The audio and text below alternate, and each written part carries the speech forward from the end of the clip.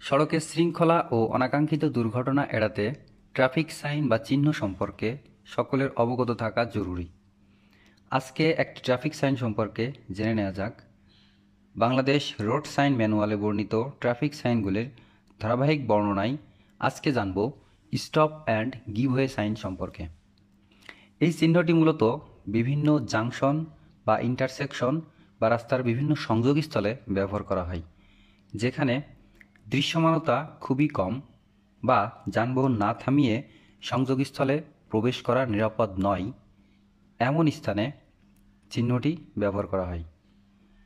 এই সাইনটি চালকদের তাদের যানবাহন সম্পূর্ণভাবে থামানোর নির্দেশ দেয় এবং নিরাপদ মনে না হওয়া পর্যন্ত সামনে অগ্রসর হতে নিষেধ করে। এই অ্যানিমেশনটি দেখলে বিষয়টি ক্লিয়ার হবে।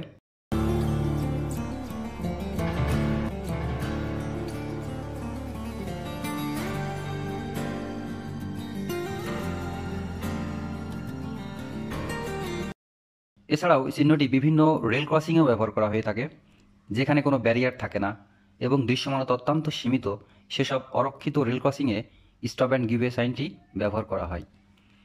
আসুন ট্রাফিক সাইন মেনে চলি, সড়কের শৃঙ্খলা বজায় রাখি।